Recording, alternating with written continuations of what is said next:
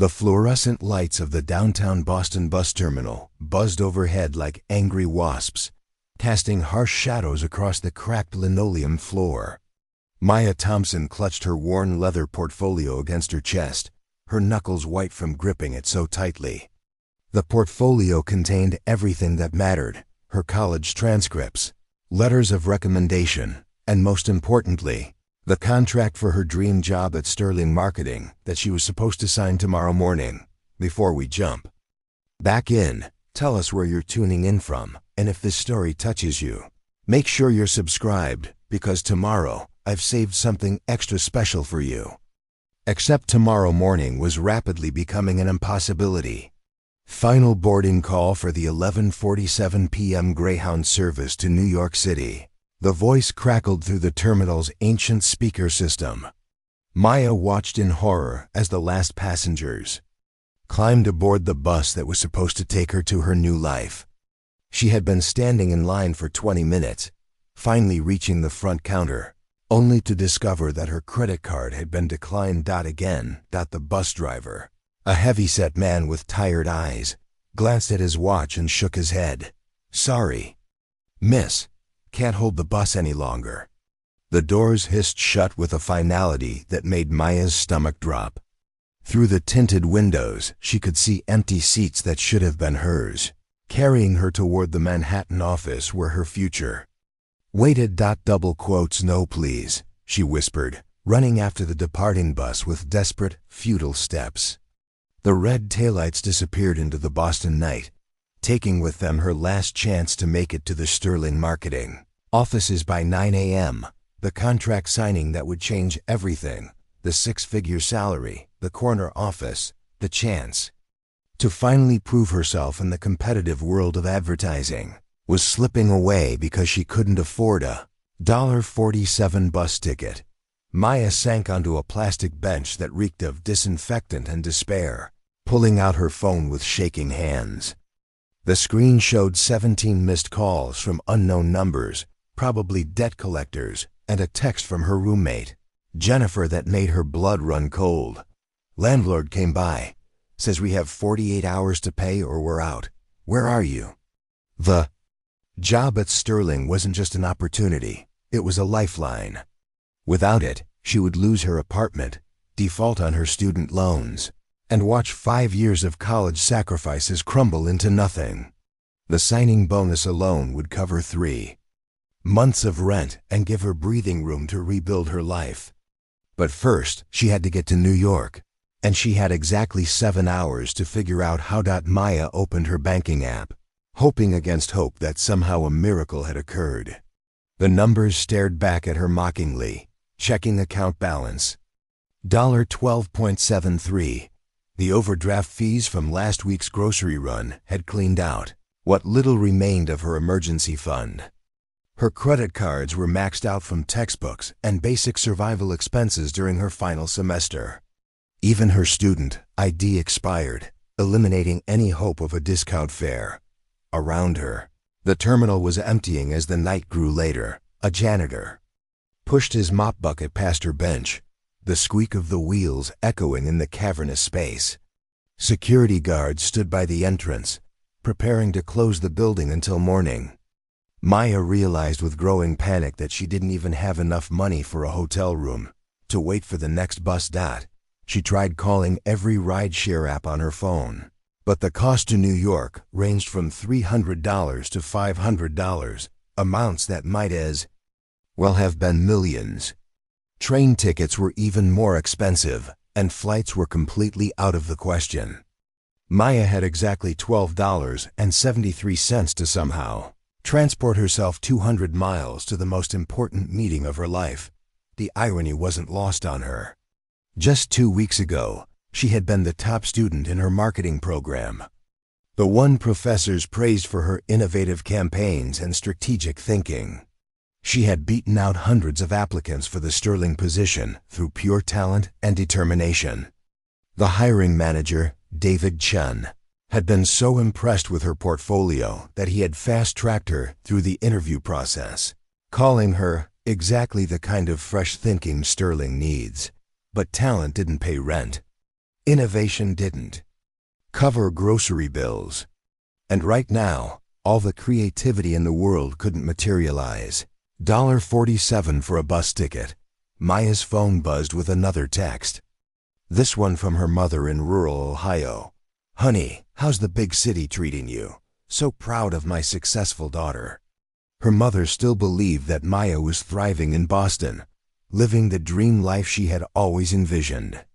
Maya hadn't told her about the part-time jobs, the ramen noodles for dinner, or the nights she stayed late in the library because she couldn't afford to heat her apartment. The reality was that Maya had been surviving on fumes for months.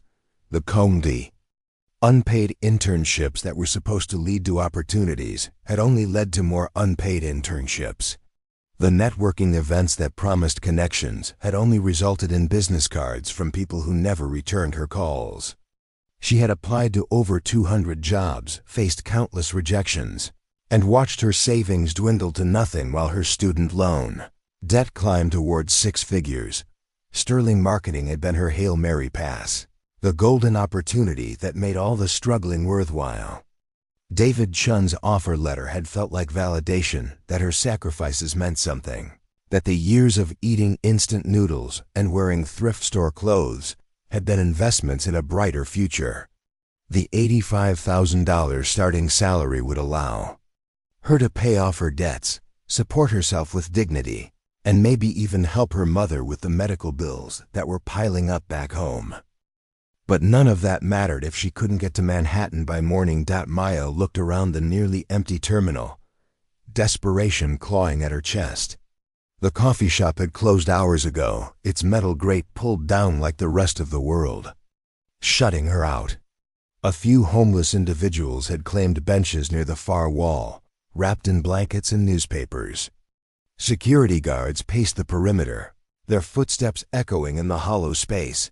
She tried calling David Chun's office, knowing it was futile at midnight, but hoping his voicemail might offer some flexibility. "You've reached David Chun at Sterling Marketing. I'm out of the office until Monday morning. For urgent matters, please contact." Maya hung up before the message finished. Monday was too late. The contract signing was scheduled for 9 a.m. sharp, and Chun had made it clear that Sterling moved fast. "We have other candidates waiting," he had warned during their final phone call. "This offer won't stay open long." Maya opened her laptop, using the terminal's weak Wi-Fi to frantically search for any alternative she might have missed. Bus companies she'd never heard of, ride-share boards on obscure websites, even freight train schedules that might somehow get her closer to New York. Every option required money she didn't have or time she couldn't spare. As the clock crept past midnight, Maya faced the devastating reality that her dream job was about to slip away because of $47. 7 hours from now, David Chun would be sitting in his Manhattan office, contract in hand, waiting for a signature that would never come. By 9:30 a.m., he would be calling the next candidate on his list, and Maya Thompson would become just another promising graduate who couldn't make it work in the real world. The security guard approached her bench, his expression a mixture of sympathy and duty. "Terminal's closing in 10 minutes, miss. You'll need to find somewhere else to wait until morning." Maya nodded, gathering her portfolio and laptop bag. Outside, the Boston night was cold and unforgiving, full of possibilities she couldn't afford, and dreams that felt increasingly impossible to reach. Maya stepped out into the crisp October air, her breath forming small clouds as she walked aimlessly through the empty streets of downtown Boston. The weight of her situation pressed down on her shoulders, but beneath the despair, memories of how she had arrived at this moment began flooding back. 5 years ago, Maya had been the pride of Millfield, Ohio, a small town where the biggest employer was a tire factory, and most people never ventured beyond the county line. She had been valedictorian of her graduating class of 43 students, the first person in her family to attend college, and the scholarship recipient that the local newspaper featured on its front page with the headline, "Local Girl Makes Good." Her mother, Linda Thompson, had worked double shifts at the town's only diner to support Maya's dreams. Linda had never finished high school herself, dropping out at 16 when she became pregnant with Maya's older brother, Marcus. When Marcus joined the army straight out of high school, Linda had poured all her hopes and energy into Maya's education, seeing it as their family's ticket to something better. "You're going to be somebody important," Linda would say while helping Maya with college applications at their kitchen table, the one with the wobbly leg that required a phone book wedge to stay level. "You're going to wear fancy business suits and work in one of those glass buildings I see on TV." Maya had carried those words with her through 4 years at Boston University, where she discovered her passion for marketing and advertising. While her classmates networked at expensive bars and took unpaid internships their parents could subsidize, Maya worked nights at a campus coffee shop and weekends at a retail store, sending every spare dollar back to Ohio to help with her mother's mounting medical bills. Linda had been diagnosed with diabetes 2 years into Maya's college career, but without proper insurance, the medications and doctor visits became a crushing financial burden. Maya had watched her mother ration insulin and skip meals to afford her prescriptions, all while insisting that Maya stay in school and focus on her studies. "Don't you worry about me," Linda would say during their weekly phone calls, though Maya could hear the exhaustion in her voice. "You just keep working hard. One day, you'll be successful enough to take care of both of us." The pressure to succeed had driven Maya to excel academically while sacrificing everything else. She had graduated summa cum laude with a degree in marketing and communications, her senior capstone project earning recognition from the American Marketing Association. Her professors had praised her innovative approach to digital campaign strategies, and several had written glowing recommendation letters that opened doors to opportunities in Boston's competitive marketing scene. But the transition from academic success to professional achievement had proven far more challenging than Maya had anticipated. The marketing world was dominated by connections, expensive networking events, and unpaid internships that required family financial support to survive.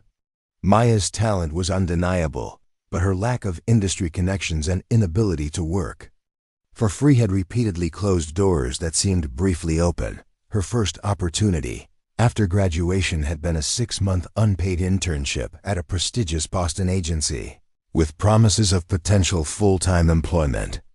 Maya had taken the position while working 25 hours a week at a campus bookstore and another 15 hours doing freelance social media management for local small businesses. The schedule was brutal, but she had convinced herself it was temporary, a necessary investment in her future.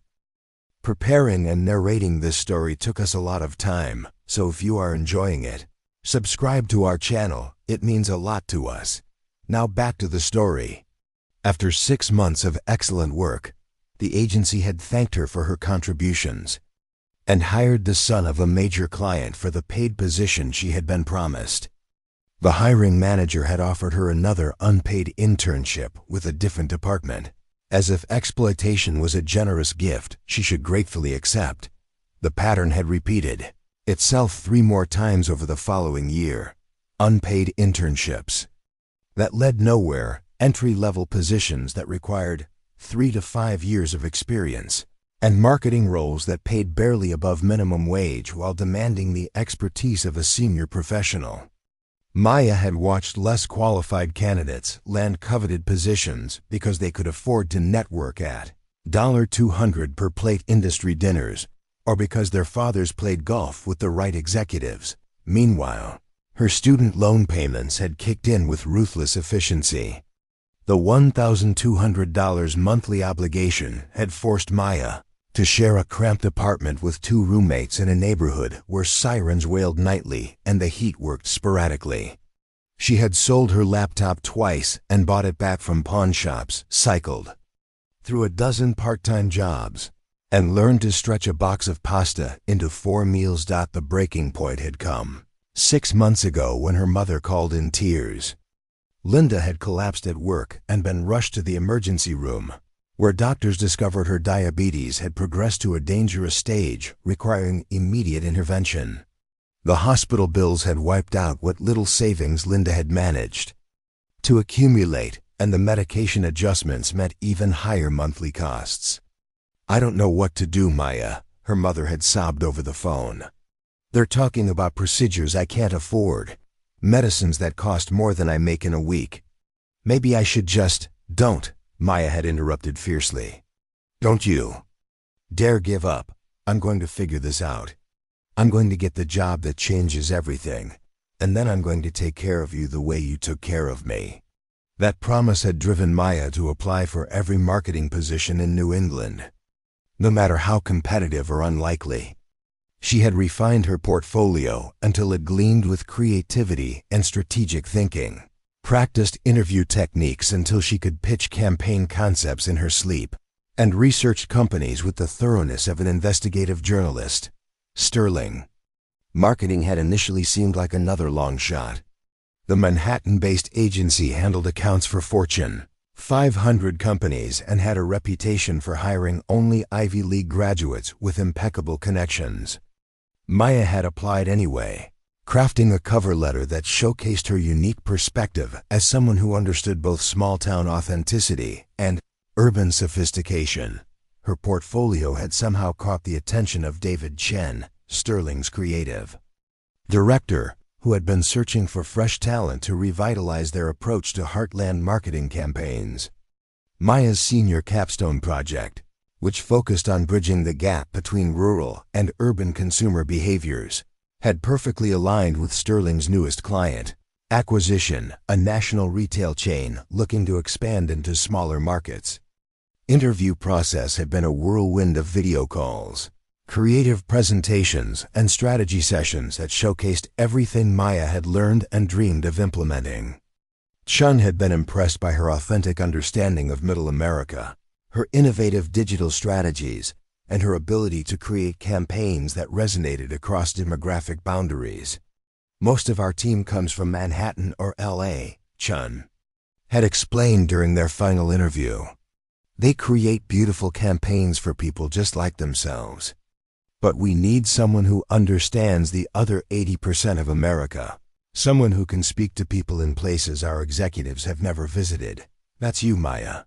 The job offer had felt like vindication for every sacrifice, every sleepless night, every meal of ramen noodles eaten while working on presentations. An $85,000 starting salary with full benefits, a signing bonus of $15,000, and the opportunity to work on national campaigns that could establish her career trajectory for decades to come. The contract had arrived via overnight delivery 3 days ago, along with Chun's instructions to be in the Sterling offices by 9 a.m. Friday morning for the signing ceremony and immediate onboarding. "We move fast here," he had explained. "The client presentation is Monday, and we need you up to speed by then." Maya had spent her remaining money on a professional outfit for the signing, a charcoal gray suit that made her feel powerful and capable. She had practiced her introduction speech and prepared questions that would demonstrate her engagement and strategic thinking. Everything had been perfect except for one crucial detail. She hadn't had enough money for transportation to New York. Now, walking through the deserted streets of Boston with nowhere to go and no way forward, Maya felt the crushing weight of how close she had come to escaping the cycle of poverty that had defined her entire life. The Sterling contract represented more than just a job. It was her chance to honor her mother's sacrifices, to prove that talent and determination could overcome circumstance, and to finally become the person she had always believed she could be. But success, Maya was learning, required more than just ability and drive. It required resources she didn't have and opportunities that seemed designed for people from different worlds entirely. Maya found herself wandering toward Boston Common, her mind racing through increasingly desperate possibilities. The park was nearly empty at this hour, with only the occasional jogger or late-night dog walker breaking the silence. She settled on a bench near the swan boats, closed her eyes, and tried to think of anyone she might call for help. Her contact list was depressingly short. College friends had scattered across the country after graduation, most struggling with their own entry-level positions and student debt. Her roommates Jennifer and Alicia were barely scraping together their share of rent and asking them for $47 might as well have been asking for $4,700. Her brother Marcus was deployed overseas, unreachable and dealing with his own financial pressures supporting his young family. Maya pulled out her laptop and connected to the park's free Wi-Fi, hoping inspiration might strike. She scrolled through rideshare forums, budget travel websites, and even considered posting a desperate plea on social media. The thought of publicly admitting her situation made her stomach turn, but desperation was quickly overriding pride. As she typed and deleted various cries for help, footsteps approached on the gravel path. May looked up to see a man in an expensive charcoal coat walking a small golden retriever. Even in the dim park lighting, she could tell his clothes were tailored and his bearing confident. The dog, however, seemed to have other plans than a simple evening walk. "Winston, come on," the man said with gentle exasperation as the retriever pulled toward Maya's bench. "We're supposed to be getting exercise, not making friends." The dog ignored his owner completely, trotting over to Maya with his tail wagging enthusiastically. Without invitation, Winston placed his front paws on the bench beside her and looked up with the expectant expression that only golden retrievers could master. "I'm so sorry," the man said, approaching with an apologetic smile. "He's usually better behaved than this." "Winston, down." Maya found herself smiling for the first time in hours as she scratched behind the dog's ears. "It's okay. I think I needed the distraction." Winston immediately settled at her feet, as if sensing her emotional state and appointing himself as comfort therapy. "Rough night?" the man asked, and something in his tone suggested he wasn't just making polite conversation. Maya looked up at him properly for the first time. He appeared to be in his early 30s, with dark hair and intelligent brown eyes that held genuine concern rather than casual curiosity.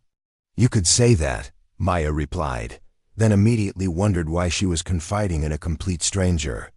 Perhaps it was the exhaustion, or the way Winston was leaning against her leg with unwavering loyalty, but she found herself continuing. "I have the most important meeting of my life in 7 hours, and I can't afford to get there."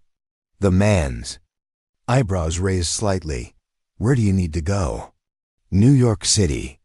Manhattan specifically." "I know it sounds ridiculous, but I'm stuck in Boston with $12 and a job offer that expires at 9 a.m. Maya shook her head at her own words. "I can't believe I'm telling a stranger this." "Sometimes strangers are the safest people to tell," he said, settling onto the other end of the bench. Winston immediately positioned himself between them, apparently satisfied with his matchmaking efforts. "I'm Alex, by the way. Alex Rodriguez. Maya Thompson." She closed her laptop and turned to face him properly. "And this is clearly Winston, the most social dog in Boston." Alex laughed, a warm sound that somehow made Maya feel less alone in her crisis. "He has excellent judgment about people. So what's the job that's worth risking hypothermia in October?" Maya hesitated, then found herself explaining about Sterling.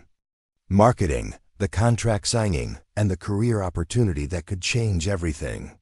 She left out the details about her mother's medical bills and the eviction notice, but something about Alex's attentive listening made her share more than she had intended.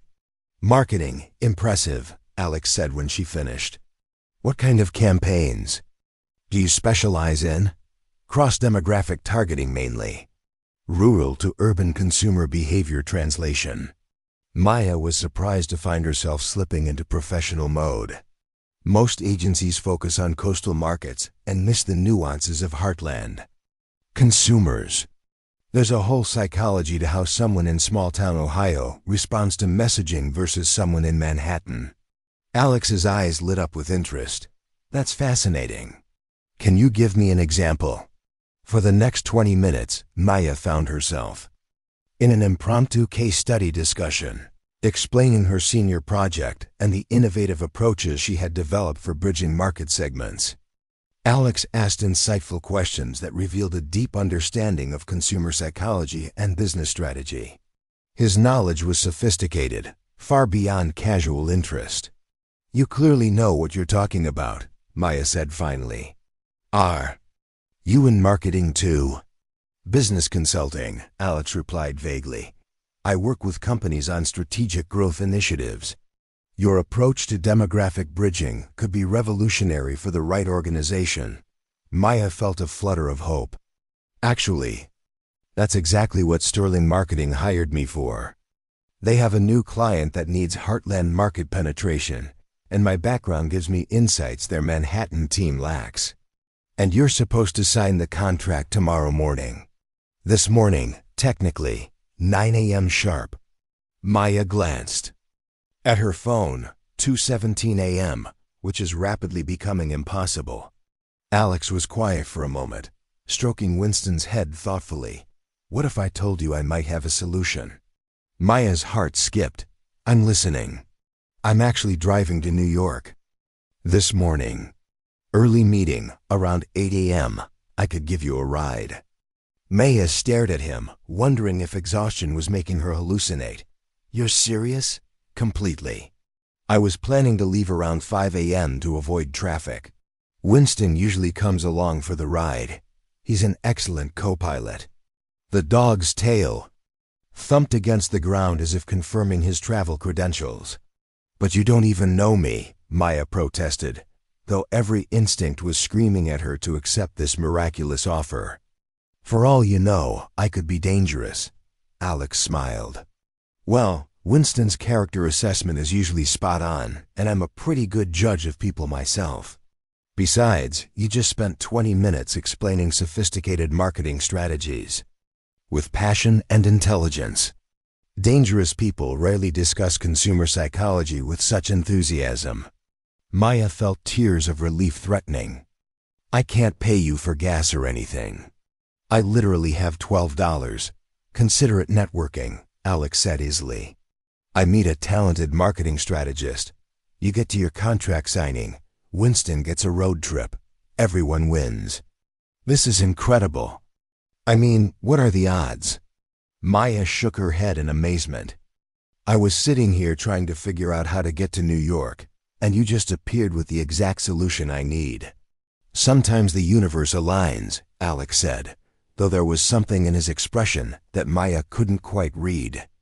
"Do you have somewhere to wait until 5 a.m., or would you like to come back to my place? I have a guest room, and you could get a few hours of sleep before the drive." Maya hesitated. Every practical instinct warned against going home with a stranger, but every desperate instinct recognized this as her only chance. Alex seemed genuinely kind. Winston was clearly a character reference, and she was running out of both time and options. "I should probably stay somewhere public," she said carefully. "Of course. How about this? There's an all-night diner about 6 blocks from here. We could go there, you could get some coffee and food, and I'll come back to pick you up at 5. That way you're in a safe public place, but you don't have to spend the next few hours walking around Boston."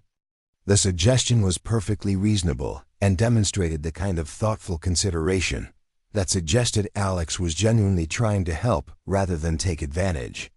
Maya felt the last of her resistance crumble in the face of practical necessity and unexpected kindness. "Okay," she said, standing up and gathering her things. "But I'm buying you coffee with my $12. It's the least I can do." "Deal," Alex agreed, also standing.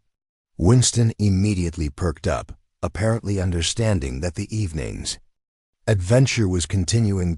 As they walked toward the diner, Maya found herself marveling at the sudden turn her night had taken. 3 hours ago, she had been facing the complete collapse of her dreams. Now, thanks to a chance encounter with a mysterious stranger and his social golden retriever, she was going to make it to New York after all. "Can I ask you something?" Maya said as they reached the diner's glowing windows. "Of course. Why are you helping me? I mean, really. People don't usually go out of their way for complete strangers." Alex paused at the diner's entrance, his hand on the door handle. "Let's just say I believe in taking chances on talented people. Sometimes a small gesture can change everything." There was something in his tone that suggested deeper meaning, but Maya was too grateful and exhausted to analyze it further.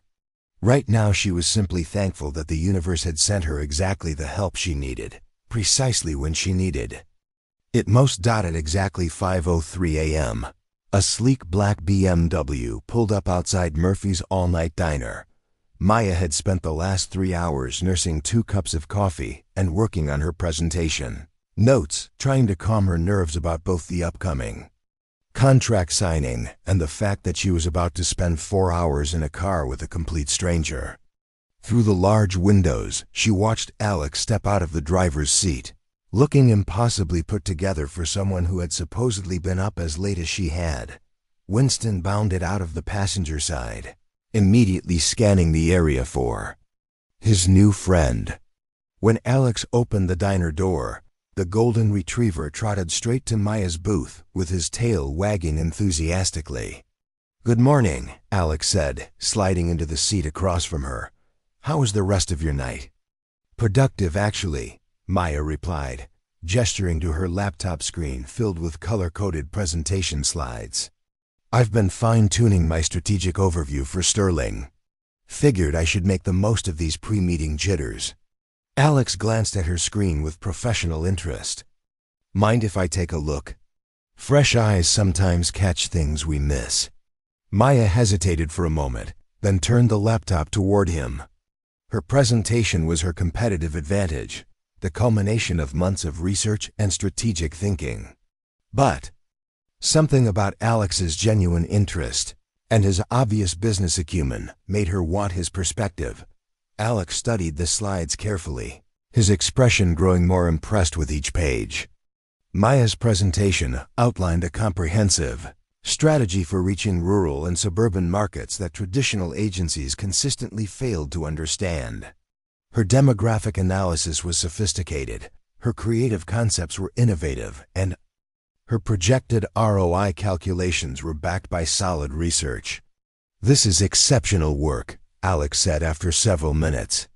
"You've identified market opportunities that most Fortune 500 companies completely overlook. The psychological insights about consumer trust building in smaller communities are particularly brilliant." Maya felt a warm glow of professional validation. "Thank you. It's based on personal experience as much as academic theory. When you grow up in a town where everyone knows everyone, marketing has to feel authentic or it backfires completely. That authenticity is exactly what corporate America struggles with," Alex agreed. "They hire agencies that create beautiful campaigns for people who already think like them, then wonder why they can't penetrate new markets." As they walked to Alex's car, Maya was struck by its understated elegance. The BMW was clearly expensive, but not flashy, with a leather interior that smelled rich and sophisticated. Winston immediately claimed the back seat, settling in with the familiarity of frequent travel. "Comfortable?" Alex asked as Maya adjusted her seatbelt. "More comfortable than I've been in months," Maya admitted, sinking into the heated passenger seat. "This is definitely nicer than the Greyhound would have been." Alex started the engine with a quiet purr that spoke of German engineering and premium maintenance. As they pulled onto the empty Boston streets, Maya found herself studying her mysterious benefactor in the dashboard light. His clothes were clearly expensive. She recognized the subtle markers of quality tailoring and premium fabrics from her brief internship at a luxury lifestyle agency. His watch was simple but elegant, and even his casual conversation revealed the kind of education and cultural knowledge that came with privilege. "Can I ask what kind of consulting you do?" Maya said as they merged onto the highway. "You seem to know a lot about marketing strategy for someone in a different field." Cross-functional business development, Alex replied smoothly. I help companies identify growth opportunities and optimize their market approaches. It requires understanding everything from consumer psychology to operational efficiency. That's pretty broad, Maya observed. Do you work for a particular firm? Alex was quiet for a moment, his hands steady on the steering wheel. I'm more of an independent contractor. I work with various organizations depending on their needs. Something in his tone suggested he was being deliberately vague, but Maya was too grateful for his help to press for details. Instead, she found herself sharing more about her own background, explaining how her small-town upbringing had given her insights that her urban-educated peers lacked. Growing up in Millfield taught me that effective marketing isn't about sophistication. Maya explained as they drove through the pre-dawn darkness. It's about understanding what people actually care about. Someone in rural Ohio doesn't want to be sold to by someone who clearly thinks they're backward or unsophisticated. They want authenticity, respect, and genuine value. But how do you scale that kind of authentic connection? Alex asked. When you're dealing with national campaigns and millions of consumers? Maya's eyes lit up as she dove into her favorite topic. For the next hour, she outlined her theoretical framework for maintaining authenticity at scale, explaining how technology could enable personalized messaging while preserving the genuine community connection that drove consumer trust. Alex listened intently, asking insightful questions that demonstrated both his business acumen and his genuine interest in her ideas. You've essentially solved one of the biggest challenges in modern marketing, Alex said as they passed a highway sign indicating they were halfway to New York. Most agencies choose between authentic messaging and scalable reach. You've found a way to achieve both. That's the goal, Maya replied. Sterling Marketing sees the potential, which is why they fast-tracked my hiring. Their new client is exactly the kind of company that needs this approach. What kind of company? Maya hesitated, remembering the confidentiality agreements she had signed. I probably shouldn't give specifics, but it's a major retail chain looking to expand into smaller markets. They've been struggling because their current marketing feels corporate and impersonal to Heartland consumers. Alex nodded thoughtfully. Smart of Sterling to bring you in. That kind of market expansion could be worth billions if executed correctly. As the conversation continued, Maya found herself more and more impressed by Alex's strategic thinking. He understood complex market dynamics, asked the kind of probing questions that revealed deep industry knowledge, and offered insights that could have come from a top-tier consulting firm. Yet he claimed to be an independent contractor, drove himself to meetings, and spent his evenings walking his dog in public parks. Winston, meanwhile, had proven to be an excellent travel companion. He dozed peacefully in the back seat, occasionally lifting his head to check on his human and his new friend, before settling back down with the contentment of a dog who trusted his people completely. He's really well trained, Maya observed, as Biz. They stopped for gas outside Hartford. He's had professional training, but mostly he's just naturally intuitive about people, Alex replied, scratching behind Winston's ears as the dog stretched and yawned. I travel a lot for work, and he's better company than most business associates. Do you always drive to New York for meetings? Seems like flying would be faster. Sometimes I fly, but I prefer driving when I can. It gives me time to think, and Winston enjoys the adventure. Alex's expression grew slightly distant. Plus, you never know who you might meet along the way. There was something in his tone that made Maya wonder if their encounter had been less coincidental than it appeared.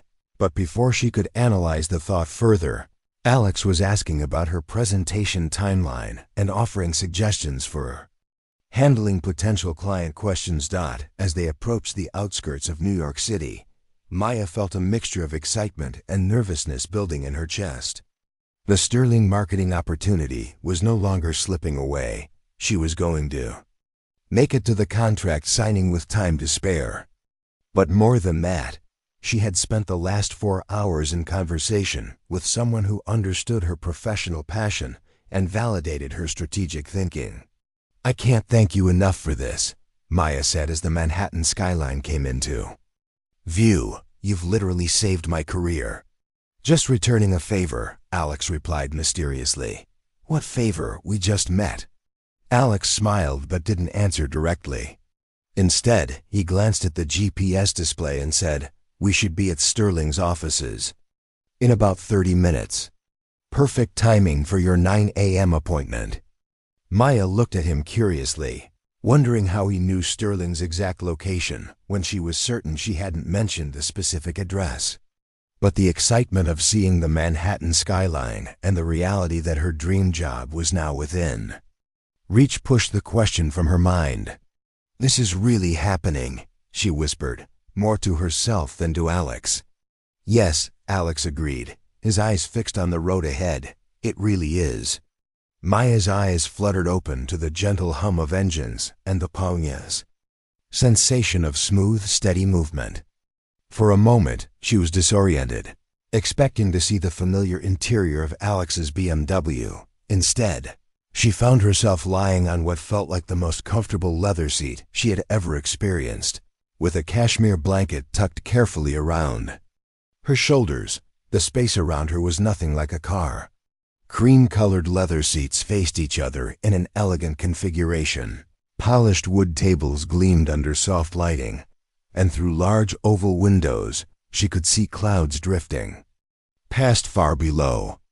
Maya bolted upright, her heart racing as the impossible reality hit her. She was on an airplane. Not just any airplane, a private jet that screamed luxury and exclusivity. "Good morning," came Alex's familiar voice from across the cabin. He was seated in one of the facing chairs, Winston curled contentedly at his feet, both of them looking perfectly at home in surroundings that belonged in a billionaire's lifestyle magazine. "What ... Maya's voice came out as a croak. She cleared her throat and tried again.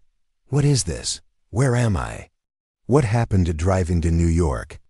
Alex set down the tablet he had been reading and leaned forward, his expression careful and apologetic. "You fell asleep about an hour outside the city. You were exhausted, and I didn't want to wake you. I made an executive decision to bring you here instead." Maya looked around the opulent cabin, taking in details that confirmed this wasn't some elaborate dream. The leather was buttery soft and clearly custom-made. The fixtures were gold-plated. A crystal decanter sat on a side table next to what appeared to be fine china coffee service. This was the kind of aircraft that cost millions to own and thousands per hour to operate. "Alex, whose plane is this?" Maya demanded, though a terrifying suspicion was already forming in her mind. "Mine," he replied simply. The single word hit Maya like a physical blow. She stared at Alex, really looked at him for the first time since their meeting in Boston Common. The expensive clothes she had noticed weren't just nice. They were custom-tailored and probably cost more than her monthly rent. His watch wasn't simply elegant. It was a Patek Philippe that she recognized from a luxury marketing case study, worth more than most people's cars. Even Winston's collar, she now realized, was genuine leather with what appeared to be platinum hardware. "You own a private jet," Maya said slowly, her voice flat with shock and growing understanding. "I do, and you just happened to be walking your dog in Boston Common at midnight. Just happened to offer a ride to a struggling marketing graduate. Just happened to be going to New York this morning." Alex winced slightly. "It's more complicated than that." Maya felt a cold anger building in her chest, familiar from every time someone had made her feel naive or manipulated. "How complicated could it be? You're rich, really, really rich. And I poured my heart out to you about being broke and desperate while you sat there pretending to be just some nice guy with a car." "I never pretended to be anything," Alex said carefully. "I told you I was in business consulting. I said I worked with companies on strategic growth initiatives. All of that was true." "Business consulting," Maya repeated with a bitter laugh. What kind of business consultant owns a private jet, Alex? What exactly do you consult on? Alex was quiet for a long moment, his hands clasped in front of him. When he spoke, his voice carried a weight that hadn't been there during their drive. I'm the CEO of Rodriguez Enterprises. We're a private equity firm that specializes in strategic acquisitions and business development.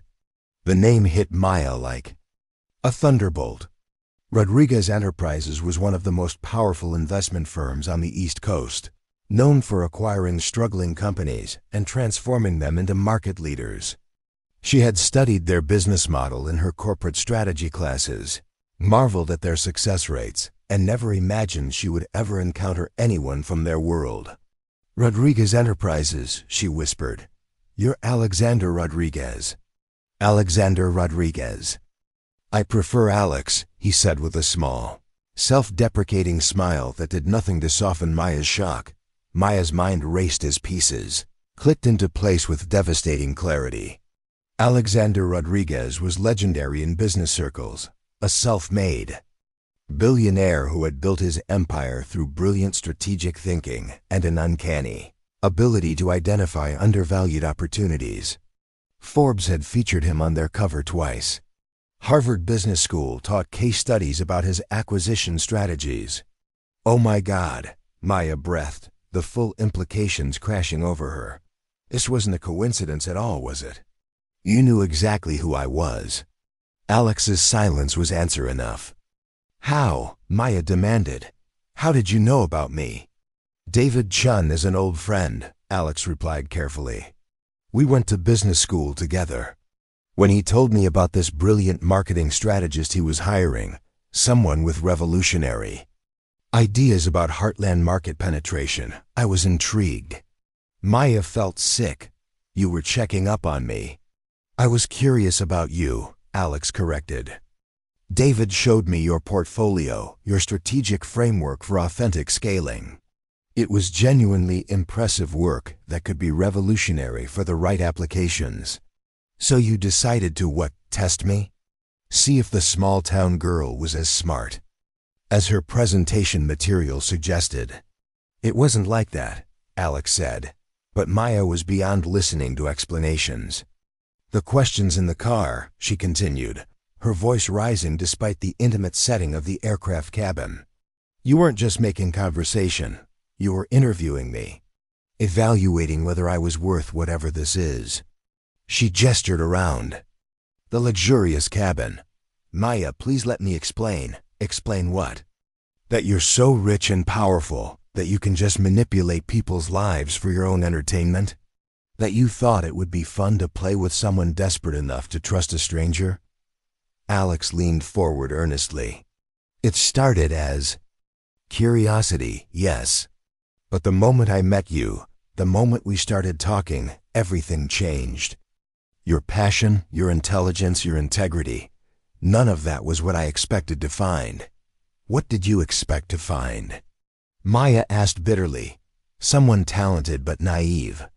Someone I could potentially recruit or invest in. Instead, I found someone extraordinary who challenged everything I thought I knew about ambition and authenticity. Maya looked around the cabin again, noticing details she had missed in her initial shock. The coffee service was set for 2, as if Alex had been expecting her to wake up. A folder labeled Confidential sat on the table near his seat. Winston was watching the conversation with what seemed like canine concern, clearly accustomed to his owner's business dealings. Where are we going? Maya asked, though she dreaded the answer. New York, as promised. We'll land at Teterboro in about 20 minutes. Teterboro is in New Jersey. Yes, but it's much more convenient for Manhattan than LaGuardia or JFK. I have a car waiting to take you to Sterling's offices. You'll still make your 9 a.m. appointment. Maya stared at him in disbelief. You think I'm still going to that meeting? You think I'm going to walk into David Chun's office and sign a contract after learning that my potential employer's old friend has been playing puppet master with my life? Maya, the job offer is legitimate. David genuinely wants to hire you. Based on your qualifications. My interest in meeting you doesn't change the fact that you're exactly what sterling marketing needs, but it changes everything else, Maya shot back. How do I know this whole thing isn't some elaborate setup? How do I know David Chun isn't just doing a favor for his billionaire buddy? Alex's jaw tightened slightly. Because David Chun is one of the most ethical people I know, and Sterling Marketing's reputation depends on hiring the best talent available. He wouldn't risk his company's success for personal reasons. Says the man who just kidnapped me onto his private jet. I didn't kidnap you, Alex protested. You fell asleep in the car. I made a judgment call to let you rest properly while still getting you to New York on time. Maya stood up abruptly, needing distance from Alex and the suffocating luxury surrounding them. The cabin was larger than her apartment, more elegantly appointed than any place she had ever been. It represented a level of wealth and power that made her feel impossibly small and naive. The contract, she said suddenly, noticing the folder on Alex's table. What's in that folder? Alex followed her gaze and hesitated. It's not what you think. What is it then?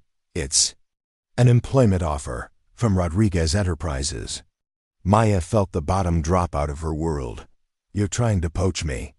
Before I even signed with Sterling. I'm trying to offer you an alternative, Alex said carefully. Something that would utilize your talents on a much larger scale. How much larger? Alex opened the folder and slid a document across the table toward her. Maya glanced at it and immediately felt dizzy. The salary figure had more zeros than she had ever imagined earning in her lifetime. That's not possible, she whispered. It's very possible. For someone with your strategic insights working on portfolio companies worth billions, that compensation is actually conservative. Maya sank back into her seat, overwhelmed by the magnitude of what was happening. In the span of 12 hours, she had gone from being unable to afford a bus ticket to being offered a position that would make her financially secure for life.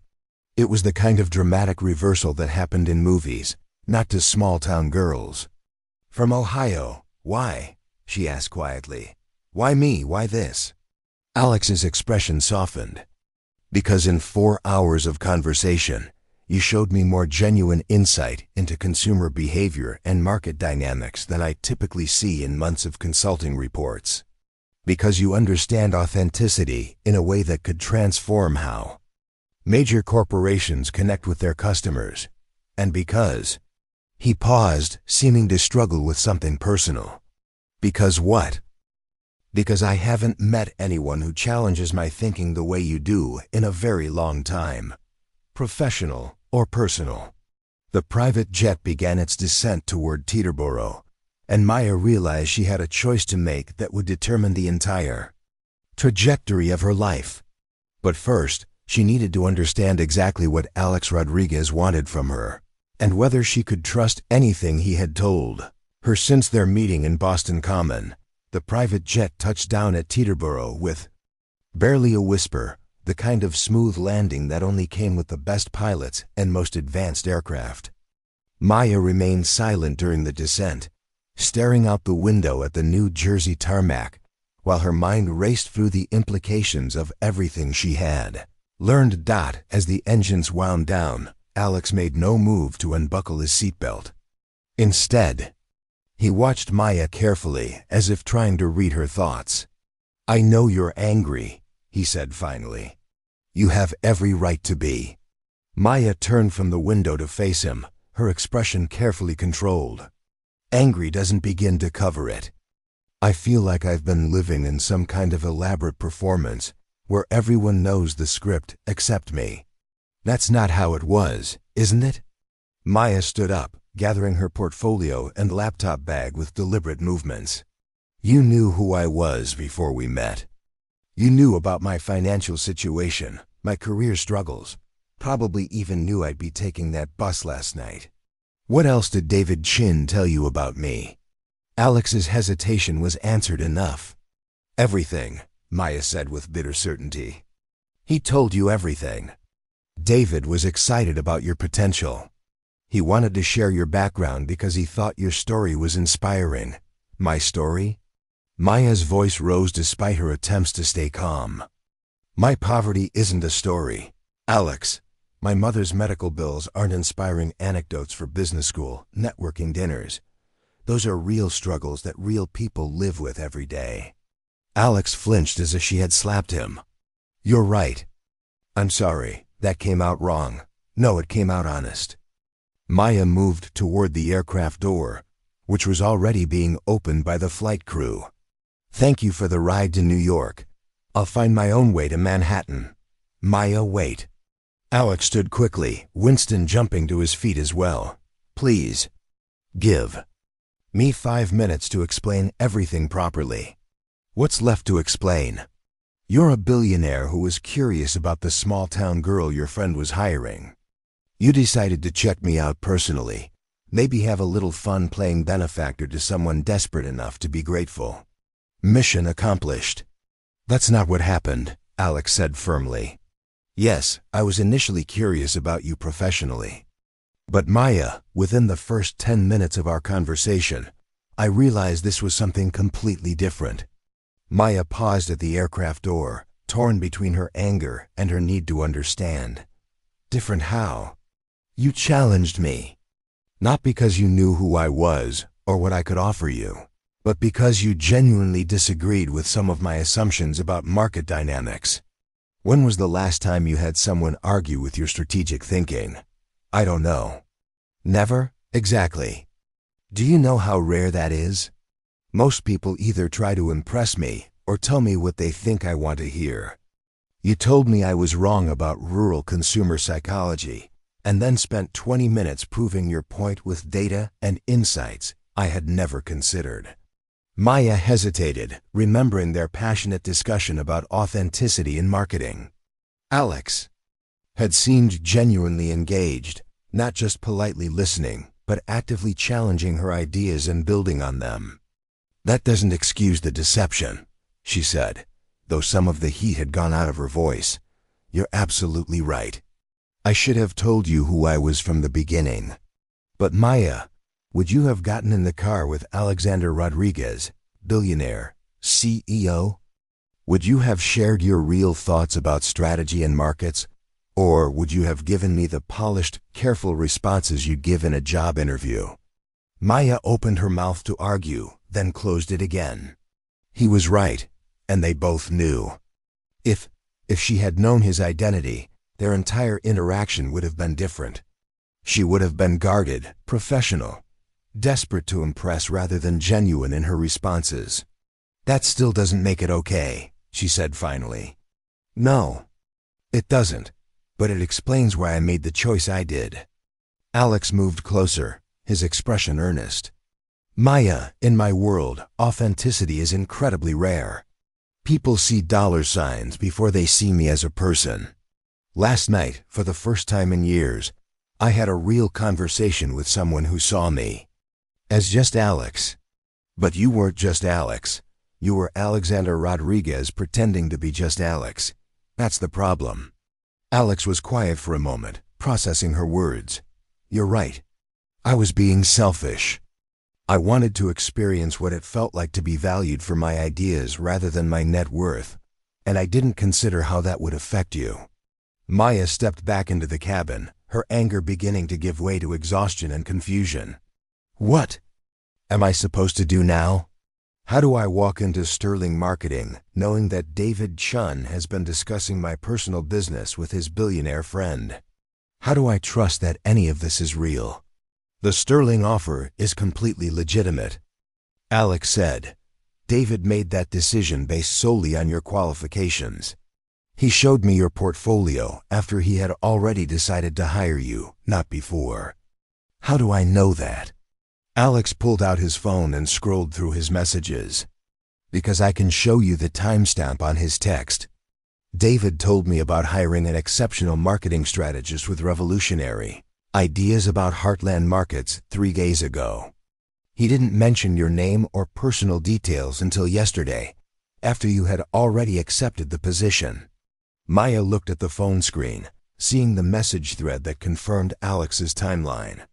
The relief she felt was immediate but complicated by the realization that she still didn't know what to believe. "Why did you really want to meet me?" she asked. Alex sat back down, running his hand through his hair in a gesture that looked genuinely troubled. "Because Rodriguez Enterprises is facing exactly the kind of market expansion challenges that your strategies could solve. We've acquired 3 companies in the past year that are struggling to penetrate middle American markets. Traditional consulting firms keep giving us the same tired recommendations that don't work, so this was about business. It started that way. But Maya, somewhere between Boston Common and this airplane, became about something else entirely." "What?" Alex looked directly at her, his expression more vulnerable than she had seen before. "It became about meeting someone who reminded me why I got into business in the first place. Someone who understands that behind every market demographic and consumer statistic are real people with real lives and real values." Maya felt her carefully constructed anger wavering. "Alex, you can't just—" "I know I can't fix this with explanations," he interrupted. "I know I violated your trust and manipulated a situation where you were vulnerable. But Maya, I'm asking you to consider the possibility that something real happened between us, even if it started with deception. What are you asking me to do?" "Whatever. You decide about the job offers. Give me a chance to prove that my feelings about you are genuine. Not as a potential employee or business opportunity, but as someone who challenges me to be better than I was yesterday." Maya looked around the luxurious cabin, then at Alex's earnest expression, then at Winston, who was watching their conversation with the patient attention of a dog who had witnessed many human complications but remained optimistic about positive outcomes. "I need time to think," she said finally. "About all of this, of course. The car is waiting to take you to Sterling's offices. You can make your decision about their offer without any pressure from me. And the Rodriguez Enterprises offer." He gestured to the folder still sitting on the table. "That's not going anywhere. Take as much time as you need." Maya picked up the folder, her hands trembling slightly. "What happens if I take the Sterling job? Do you disappear back to your billionaire life and pretend this never happened?" "That depends on you," Alex said quietly. "I'd like to see you again, regardless of which path you choose professionally. But I understand if trust takes time to rebuild. And if I take your offer? Then we work together to revolutionize how major corporations connect with the markets they've been ignoring. And we see what develops between us without the pressure of professional obligations." Maya tucked the folder into her portfolio, her mind spinning with possibilities and concerns. "This is insane. 24 hours ago, I couldn't afford a bus ticket. Now I'm choosing between 2 dream jobs and trying to figure out whether a billionaire actually cares about me or just sees me as an interesting acquisition." "For what it's worth," Alex said as Maya moved toward the aircraft door again, "you're the first person in a very long time who's made me question my own motivations. That has to count for something." As Maya stepped onto the aircraft stairs, breathing in the crisp New York air, she realized that Alex Rodriguez had given her something she had never expected to have: genuine choice. Not just between job opportunities, but between playing it safe with the known quantity of Sterling marketing or taking a leap of faith with someone who had already proven he could turn her world upside down. The question was whether she was brave enough to trust her heart when her head was still reeling from everything she had learned. Maya stood in the elegant lobby of Sterling Marketing's Manhattan headquarters, her reflection multiplied in the polished marble walls that surrounded her. The building screamed success and sophistication, exactly the kind of environment she had dreamed of working in since her first marketing class. But as she watched professionals in expensive suits stride purposefully across the gleaming floors, she felt something she hadn't expected: uncertainty. The Blacktown car that had brought her from Teterboro sat idling outside, its driver under instructions to wait as long as necessary. Alex's gesture of ensuring her transportation, even after their confrontation, felt both considerate and manipulative in equal measure. "Maya Thompson?" A cheerful voice interrupted her thoughts. A young woman in a crisp blazer approached with an extended hand. "I'm Jennifer Walsh, David Chun's assistant. He's so excited to meet you in person." Maya followed Jennifer into an elevator that whisked them to the 42nd floor, where floor-to-ceiling windows revealed breathtaking views of Manhattan. The Sterling offices were everything she had imagined, open-concept workspaces filled with creative energy, walls lined with award-winning campaign materials, and the subtle hum of ambitious people building careers. David Chun's corner office was spacious and modern, with a mahogany desk that looked like it cost more than Maya's college tuition. Chun himself was younger than she had expected, probably in his late 30s, with the kind of polished confidence that came from years of professional success. "Maya!" Chun stood and crossed the room with genuine enthusiasm, shaking her hand warmly.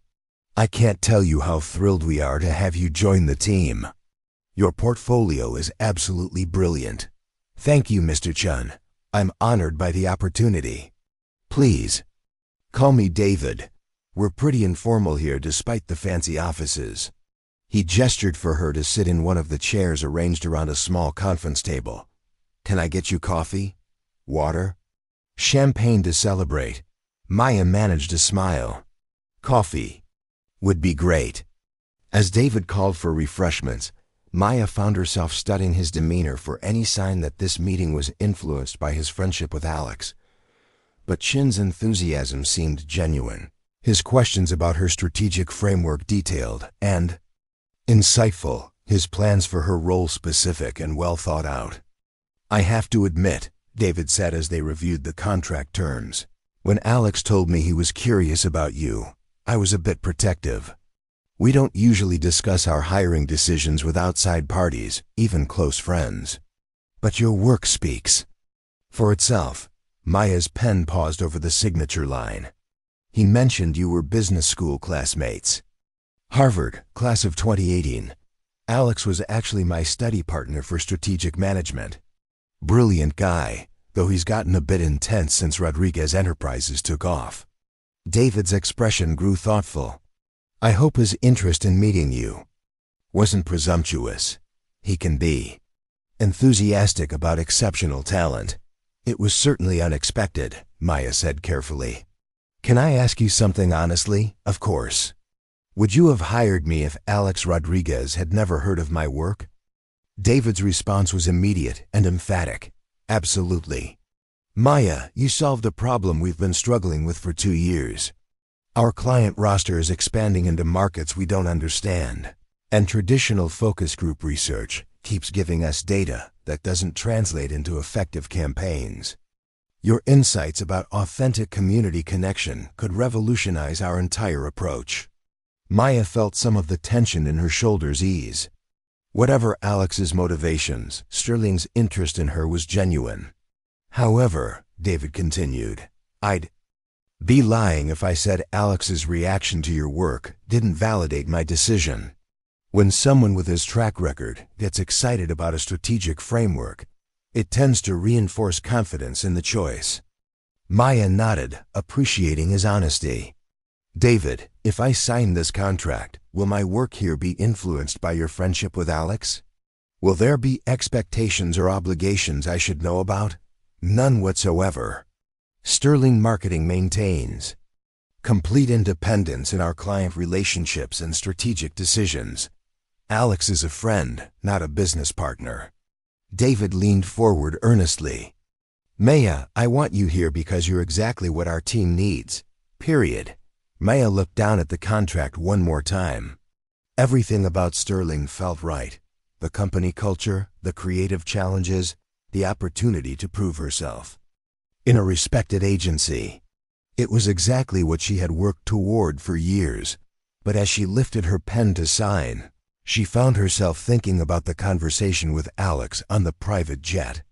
Despite her anger about his deception, his words about Authenticity and genuine connection had resonated deeply. Rodriguez Enterprises represented a chance to work on a scale she had never imagined, with resources that could implement her strategies across multiple industries. More complicated were her feelings about Alex himself. Beneath the hurt and confusion, she couldn't deny the intellectual chemistry they had shared, the way he had challenged her thinking and validated her expertise. The possibility of exploring both a professional and personal relationship with someone who truly understood her ambitions was terrifying and exhilarating in equal measure. "David," Maya said suddenly, setting down her pen. "I need to make a phone call before I sign this. Would that be okay?" "Of course. Take all the time you need." Maya stepped out onto Sterling's outdoor terrace, pulling out her phone with trembling fingers. Alex answered on the first ring, as if he had been waiting for her call. "Maya, how did the meeting go?" "It went well. David's offer is legitimate and exactly what you said it would be." Maya looked out over the Manhattan skyline, gathering her courage. "Alex, I need to ask you something, and I need you to answer honestly. Always. If I choose Rodriguez Enterprises over Sterling, will you be able to separate your professional and personal feelings about me? Can you promise that your interest in me as a person won't compromise your judgment about my work?" Alex was quiet for a long moment. "That's a fair question, and the honest answer is that I don't know. I've never been in this situation before. But Maya, I can promise you this. If you choose to work with Rodriguez Enterprises, I will do everything in my power to ensure that your professional success is based entirely on your contributions and capabilities. And if things don't work out between us personally, then we'll find a way to work together professionally with respect and boundaries. Your career won't suffer because of personal complications." Maya closed her eyes, feeling the weight of the decision pressing down on her. "What do you want me to choose?" "I want you to choose what feels right for your future, regardless of how that affects me. You've worked too hard to let someone else's agenda drive your decisions." The answer surprised her with its unselfishness. "Alex, if I take the Rodriguez position, I want some conditions. Name them." "I want a 6-month trial period where we keep things strictly professional. No private dinners, no personal conversations, no blurred lines. If we're going to explore a relationship, it has to happen after I've proven myself professionally. Done. I want complete autonomy over my strategic recommendations, even if you disagree with them." "Absolutely. And I want Winston to visit the office regularly. He's the best judge of character I've met in this whole situation." Alex's laughter carried genuine warmth. "He'll be delighted. He's been asking about you all morning." Maya felt a smile tugging at her lips despite her attempts to stay serious. "One more thing. I want to call my mother and tell her about this opportunity before I accept it. She's sacrificed too much for my success not to be part of this decision. Of course. Maya, whatever you decide, I want you to know that meeting you has already changed how I think about business and authenticity. Whether you choose Sterling or Rodriguez Enterprises, you've reminded me that the best professional relationships start with genuine human connection." Maya hung up the phone and immediately dialed her mother's number. When Linda Thompson answered with her familiar "Hello, sweetheart," Maya found herself crying with relief and joy. "Mom, something incredible has happened," Maya began, and for the next 15 minutes she shared the entire story: the missed bus, the mysterious encounter with Alex, the private jet revelation, and the choice between 2 dream opportunities. "Honey," Linda said when Maya finished, "it sounds like this Alex person gave you something more valuable than just job offers." "What's that?" "He gave you the chance to choose your future from a position of strength instead of desperation. Whether you trust him or not, you now have options. That's what I always wanted for you." 20 minutes later, Maya walked back into David Chun's office with a mixture of regret and excitement. "David, I want to thank you for this incredible opportunity. but I've decided to accept a position with Rodriguez Enterprises. David's expression showed disappointment, but no surprise. I figured Alex might make you an offer you couldn't refuse. I can't say I'm happy about losing you, but I understand the opportunity he represents. I hope we can work together in the future, Maya said sincerely. I'm counting on it. And Maya? Don't let him take you for granted. You're the real deal. As Maya left Sterling Marketing and settled into the waiting town car, she felt a transformation she hadn't expected. For the first time in her life, she was making a major decision not from desperation or limited options, but from genuine choice and professional confidence. The car pulled away from Sterling's building, carrying Maya toward a future that was uncertain but full of possibility. Whatever happened with Rodriguez Enterprises or with Alex personally, she was no longer the broke graduate who couldn't afford a bus ticket. She was Maya Thompson, strategic marketing expert, about to begin the next chapter of her career on her own terms. And as the car navigated through Manhattan traffic toward her new life, Maya couldn't help but smile at the thought of Winston waiting to welcome her to Rodriguez Enterprises with his characteristic enthusiasm and excellent judgment about people. The morning sun streamed through the floor-to-ceiling windows of Maya's corner office on the 38th floor of the Rodriguez Enterprises building. She stood at the window, coffee in hand, watching the bustling streets of Manhattan 40 floors below. The view never got old, but what struck her most wasn't the height or the prestige. It was the quiet confidence she felt standing there. 6 months ago, she had been sleeping on a bench in Boston Common, desperate and broken. Today, she was about to present a market expansion strategy to the board of directors that could generate hundreds of millions in revenue for Rodriguez Enterprises portfolio companies. Her office was a reflection of who she had become, professional but authentic, successful but grounded. Photos of her mother visiting New York for the first time sat alongside industry awards. Her Ohio State diploma hung next to certifications from advanced strategy programs she had completed. The small succulent plant on her desk was a gift from Jennifer, her former roommate, who now managed social media for a startup Maya had helped secure funding. Knock knock, came a familiar voice from the doorway. Maya turned to see Winston trotting into her office, followed by Alex, who carried 2 coffee cups and wore the expression of someone bearing important news. "Good morning to you too, Winston," Maya said, scratching behind the golden retriever's ears as he settled contentedly at her feet. Their morning routine had become as natural as breathing. Winston's office visits were the highlight of both their days. "Morning," Alex said, offering her one of the coffee cups. "Ready for the board presentation?" "More than ready," Maya replied, accepting the coffee with a smile that held 6 months of professional triumph. The Heartland Initiative results speak for themselves.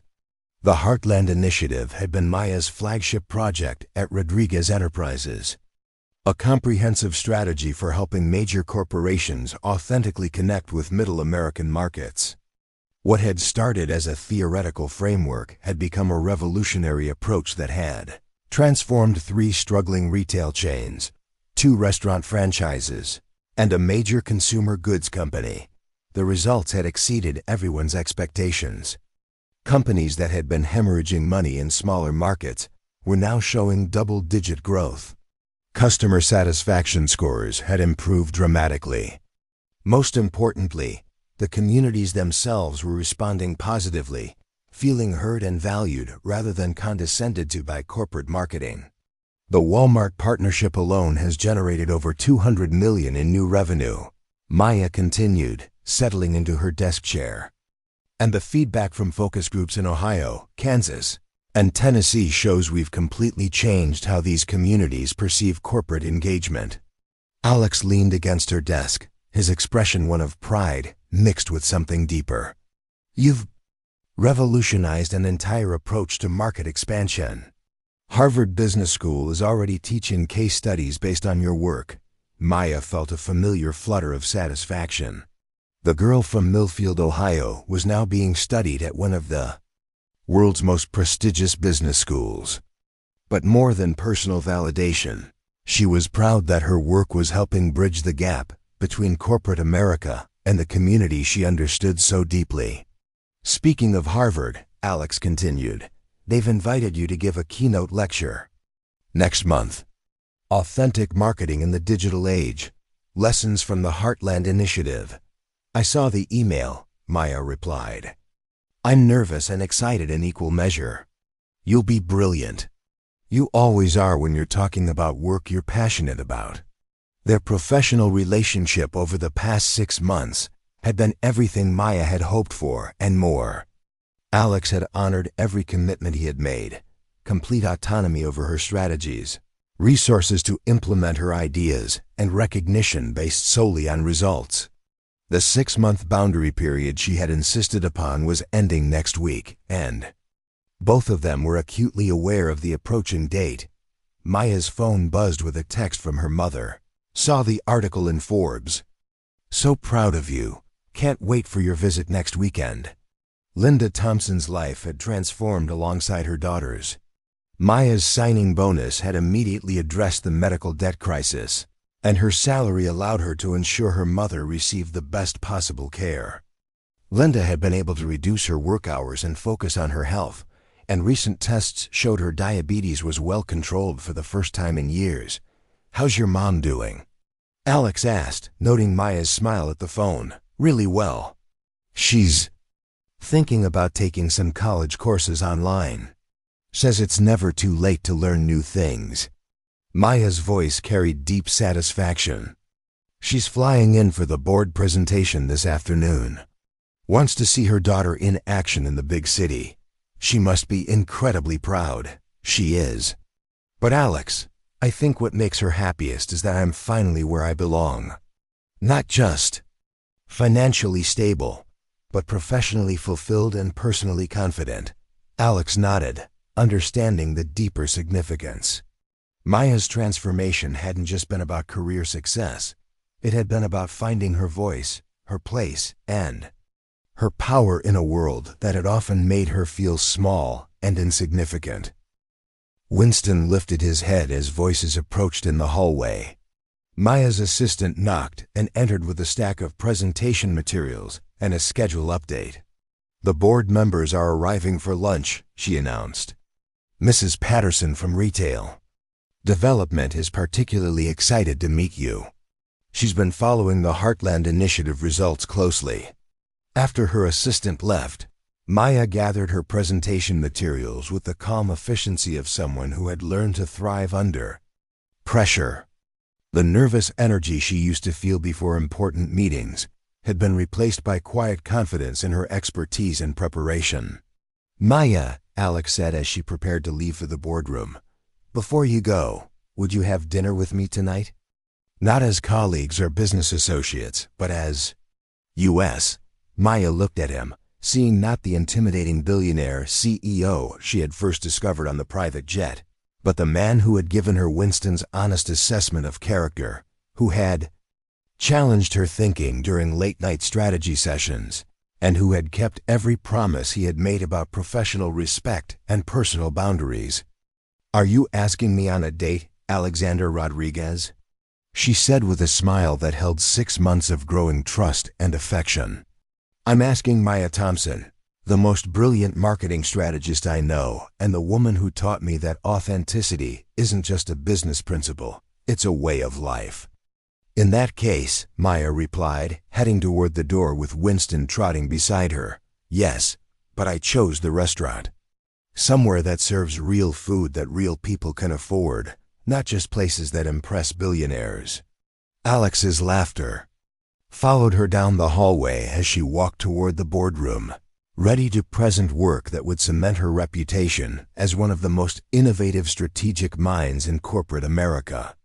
But more than professional success, Maya carried with her the knowledge that she had built this life on her own terms, through her own talents and with the authentic connections that mattered most. The scared, desperate young woman who had fallen Asleep on a stranger's shoulder seemed like a different person entirely.